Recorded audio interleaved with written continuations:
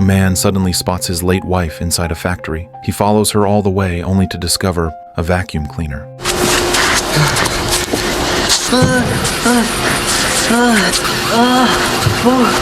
After watching this movie, you'll finally understand the definition of calm insanity. This bizarre story begins with environmental pollution. In the heart of Bangkok, a monument is demolished to make way for a shopping mall, causing a massive explosion of dust. However, these few specks of dust change the life of the academic forever. His home is completely covered in smog and soot, so he immediately orders a vacuum cleaner online to scrub the place spotless. But then, something eerie happens. แต่กลางดึกในคืนเดียวกันฉันได้ยินเสียงเหมือนคนไอทั้งที่บ้านไม่มีคนอื่นแต่เท่าที่จำได้ฉันก็ยังไม่มีสามี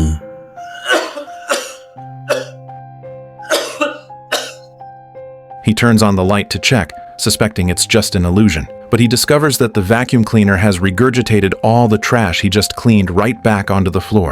The next day, he calls customer service, claiming the 14-day free repair warranty. However, the moment he hangs up, a foot slides in from under the roller door. สวัสดีครับผมมาซ่อมเครื่องดูดฝุ่นครับแต่ดิฉันเพิ่งโทรไปเมื่อตะกี้นะคะ รวดเร็วไหมครับ The repairman is named Krong, a remarkably handsome man. He's so attractive that even the sound of him using the restroom sends the academic's heart aflutter. After an inspection, the vacuum cleaner appears perfectly normal. The academic insists it's not just dirt. He can hear coughing sounds coming from the machine. Krong tells him, "You've definitely been targeted." Krong reveals that the vacuum cleaner factory is rumored to be haunted. There was a worker named Tok. Somehow, he coughed up his lungs and passed away inside the factory a few hours later. His bloodstains couldn't be washed away, and soon after, the factory began to be haunted. Tok's spirit initially possessed an air purifier. The factory owner, Madame Suman, was deeply worried. เอาไปขายต่อได้ไหม From then on, Tok's ghost has remained inside the factory. During a government health inspection, Suman cleans the factory thoroughly, เยี่ยมครับ satisfying the officials. But suddenly, Tok starts acting up. He possesses a vacuum cleaner and spews dust everywhere. Shooting the machine isn't an option. It would cost money to fix. Suman asks him, "It's not the factory's fault you died. I even held a funeral for you. Can't you just move on and reincarnate?" โรงงานฆ่ากู อย่ามากล่าวหากันซีซัวสิที่นี่เขาทำงานกันสุจริตโรงงานไปทำอะไรให้แกตายตอนไหน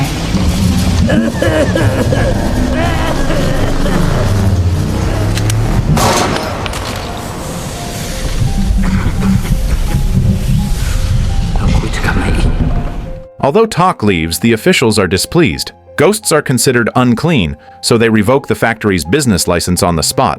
So, is the spirit possessing the academic's vacuum cleaner Tok? No, because this isn't the only factory where people have died. It could be another ghost. For instance, Suman's son, March, has a ghost wife. March and his wife, Nat, were married for 4 years. She was pregnant, but unfortunately contracted a respiratory disease and passed away. Since then, March has been pining for his late wife, unable to eat or sleep. One day, Suman brings in a professional to help Tok's spirit move on. The monk explains that the dead linger for only 2 reasons. Either the spirit holds a grudge against someone living, or a living person cannot let go of the spirit. Just then, March sees his dead wife, and they stage a scene of taboo romance right there in the factory. ทำอะไรเครื่องดูดฝุ่นไม่ได้ใช้แบบนั้น ไม่แม่ผมไม่ได้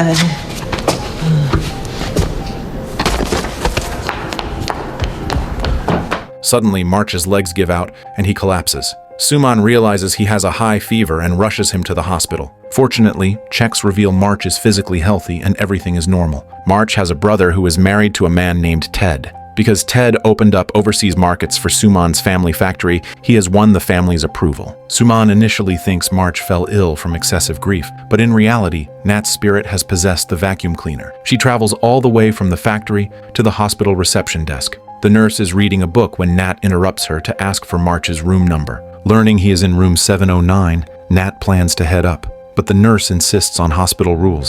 แต่ตอนนี้หมดเวลาเยี่ยมแล้วนะคะรบกวนมาใหม่ตอน8 โมงเช้าค่ะแต่ฉันเป็นภรรยาของเขานะคะคุณเป็นเครื่องดูดฝุ่นจะมีสามีได้ยังไงถ้าคุณผู้หญิงเสียชีวิตแล้วตามหลักกฎหมายถือว่าคุณไม่ใช่ภรรยาของผู้ป่วย So Nat has no choice but to wait until 8 a.m. the next day. While taking the elevator, Nat unexpectedly runs into Dr. Paul. Dr. Paul has something irritating his eye, and Nat helps him clean it out. Learning of her situation, Dr. Paul sympathizes and tells her to contact him if she ever needs help. Finally, Nat and March reunite. To outsiders, it's just a vacuum cleaner. But to the longing March, he sees Nat's true form. The joy of their reunion instantly reignites their passion. มาร์คหยุดเอากับเครื่องดูดฝุ่นได้แล้ว แม่ นี่ไม่ใช่เครื่องดูดฝุ่นนี่แนท Nat finally meets her mother-in-law. Suman naturally dislikes this ghost daughter-in-law, but she can't overrule her son's love, so Nat stays temporarily. One day, Nat proposes that she wants to have a child. Humans and vacuums can't reproduce, obviously, but Nat had frozen her eggs when she was alive, so they could find a surrogate. But how could the relatives agree to this? The next day, as March heads home, he is intercepted by his relatives. They refuse to acknowledge this ghost bride. Nat explains to the elders that she only wants to take care of March and is not a malevolent spirit, but the elders refuse to listen. Several monks immediately throw holy threads and holy rice at Nat, but there is no reaction. Nat was a devout Buddhist in life, so naturally she isn't afraid. She tries to reason with the monks. As a vacuum cleaner, I can move without being plugged in. Why do you think that is? พวกเราไม่ต้องมาสนทนาธรรมะกับไอ้ผีตนนี้หรอกหัวมันแข็งอย่างกระหีพูดอะไรไปมันก็ไม่เข้าใจหรอก ท่านเราเป็นพระสงฆ์องค์เจ้าไม่ควรพูดหีอย่างสุรุ่ยสุร่ายไม่เกรงปากกันแบบนี้ โอ๊ยไอ้สัส While both sides argue, the police suddenly arrive. It turns out Suman reported Nat for theft.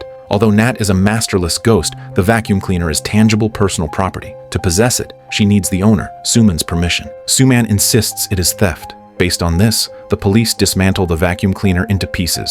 However, Nat's spirit still clings to the debris. At this moment, Dr. Paul happens to pass by. ขอโทษครับ ผมหาทางไปห้องน้ ดรพอลคะ ำอ้าวนั่นเหรอทำไมกลายเป็นแบบนี้ Nat immediately asks for his help.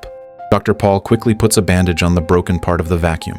At his request, the police and Suman have to agree to return Nat to March. Before the return, Nat is temporarily kept by Dr. Paul, who finds someone to repair the machine. But while Nat is away, Suman hasn't given up. As mentioned before, ghosts exist for two reasons: grudges or being remembered by the living. Nat clearly falls into the second category. So, if March forgets Nat, she will disappear. That night, March is rushed to the hospital for electric shock therapy. The professor claims that after a few weeks of shocks, March will completely forget Nat. After several treatments, March indeed starts to forget. Luckily, Nat makes it back in time. She dives directly into Suman's dreams. In the dream, Suman is on a rampage. In reality, she hates these controlling elders too. Yet unknowingly, she has become exactly the kind of person she despises. Nat's figure is becoming blurry because March is forgetting her. She begs Suman for mercy. Seeing that Nat can enter dreams gives Suman a new idea. At this moment, the doorbell rings. The academic goes to answer it, and it's another repairman. ค่ะ มีอะไรหรือเปล่าคะ ผมมาซ่อมเครื่องดูดฝุ่นครับ เอ้าแต่เมื่อกี้มีช่างอีกคนหนึ่งมาแล้วนะคะ ไม่น่าใช่นะครับ วันนี้ผมคนเดียวนะครับ He comes back to face Krong pretending nothing happened, saying it was a delivery guy who knocked on the wrong door. Then he asks Krong to continue the story. Soon after, the factory reopens. Suman calls all the workers back. The first order of business isn't work, but a feast. The workers gorge themselves, but soon they start yawning and feeling drowsy. Shortly after, they all fall asleep. Suman has spiked their water with sedatives. Nat walks in and begins to infiltrate their dreams. The workers' dreams are varied. Some hold sad memories, others hold hopes for their children. Finally, Nat tracks down Tok inside the dream of a worker named Pin. It turns out they were secret lovers. Tok couldn't let go of Pin even after death, which is exactly why his spirit has been lingering in the factory. Suman immediately finds Pin and gives him two choices: resign or undergo electric shock therapy to forget Tok. Just then, a nearby refrigerator suddenly moves. Tok is inside it.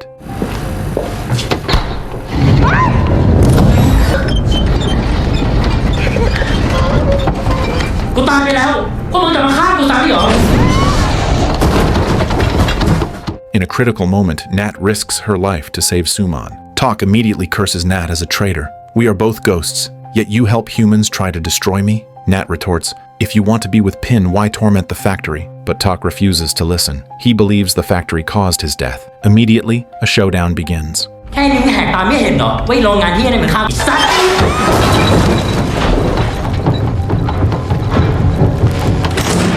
Eventually, the police arrive and take Pin away, while Talk is contained by the group. Because Nat protected Suman, she is finally accepted by everyone. From now on, people no longer see Nat as a vacuum cleaner, but as a tangible human form. Suman keeps her word and immediately stops March's treatment. They can finally engage in their grand human-ghost romance legally. However, the cost is that Pin is dragged off for shock therapy, and Talk is slowly forgotten by everyone. Hearing this, the academic is upset. Why is it that for one ghost couple to be together, another couple has to be destroyed? Krong smiles. Don't rush. The story is just beginning. Although the factory is ghost-free, ghosts are everywhere else. Soon after, March and Nat are invited to Dr. Paul's home, surrounded by high-ranking officials. They want to ask Nat for a favor. During the conversation, gunshots are heard outside. It turns out they are also suffering from hauntings. Government buildings and their mansions are just like the factory, haunted daily. Dr. Paul wants Nat to help exorcise the ghosts. But these people are elites, senators, generals. Who are these ghosts?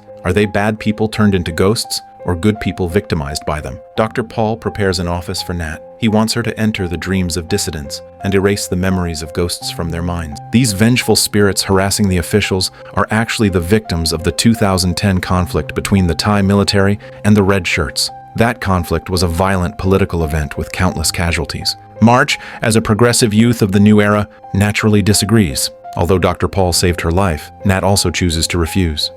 ดิฉันคิดว่าทำไม่ไหวค่ะ Dr. Paul appears not to pressure them. However, when the couple goes to the hospital to retrieve Nat's frozen eggs, they are told that because Nat didn't sign a consent form while alive, March has no right to use them. Even if Nat's ghost is sitting right there. Laws protect the living. A ghost has no legal rights. Just then, a call comes in from Dr. Paul. He can solve this problem, provided Nat agrees to help with the exorcisms. On one side is her child. On the other are stranger ghosts. Nat naturally chooses to help. At this moment, the camera cuts back to Pin inside the factory. His head is wrapped in thick bandages, and he walks with a limp. Clearly, the shock therapy causes immense physical damage to the living. Soon, Nat's grand exorcism campaign begins. She is responsible for helping to track down exactly whose minds are harboring the ghosts plaguing those high officials. Once the targets are found, they undergo shock therapy to forget their loved ones, causing the spirits to fade away. Dr. Paul and the elites finally live in peace. And the price? Dr. Paul soon sends good news. He has found a surrogate, and Nat will be a mother soon.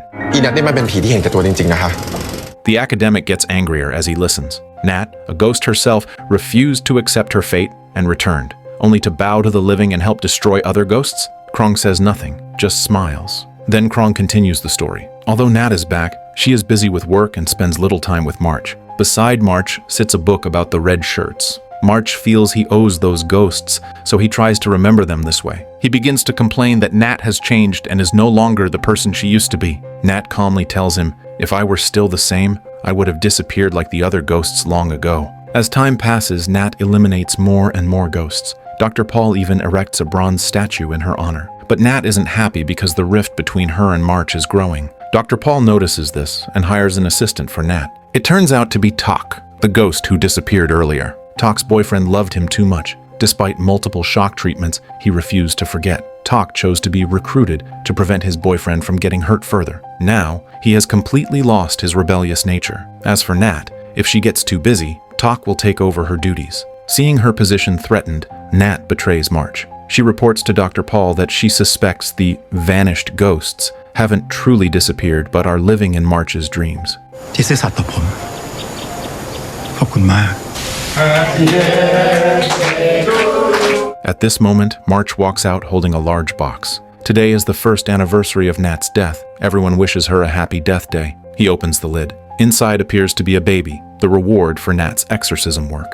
Their child is finally born. As the story reaches this point, Krong and the academic have finished their intimate encounter. But even now, Krong hasn't taken off his shoes. The academic confesses he knows Krong isn't a repairman. So, who is Krong? Krong unties his shoelaces. The answer is obvious. He is a water ghost with no feet. Years ago, his feet were encased in cement, and he was thrown into a lake. After Krong died, because his daughter remembered him, he did not disappear, until he was discovered by Nat. He is one of the ghosts Nat eliminated. He came to find the academic because he believed someone like him wouldn't forget.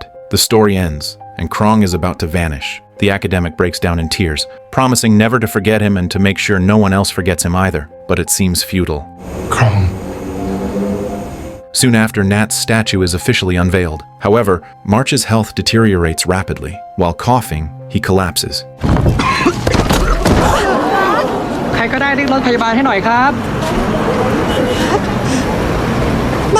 He is rushed to the hospital, where he is diagnosed with late-stage lung cancer that has spread to his brain. There is no hope for a cure. Once March dies, the first to be affected is naturally Nat. That night, Suman and Nat reconcile.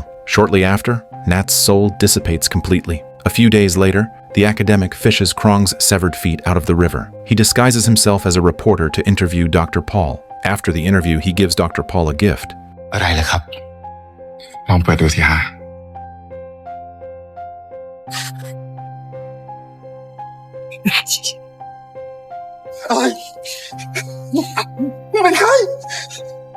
ตอนนี้พวกกูไม่ได้สิงอยู่ในแค่เครื่องใช้ไฟฟ้าอีกต่อไปแล้ว Dr. Paul wakes up with a start, thinking it was just a nightmare. His friends and family are sleeping beside him. Meanwhile, in the swimming pool outside, the forgotten ghosts, including Krong, begin to rise from the water. They want revenge. A maid sees them and asks Krong, "Are you ghosts?" เจ็บไหม ผมไม่เจ็บหรอก ผมโกรธคุณเป็นคนใช้ที่นี่เหรอ เจ็บไหม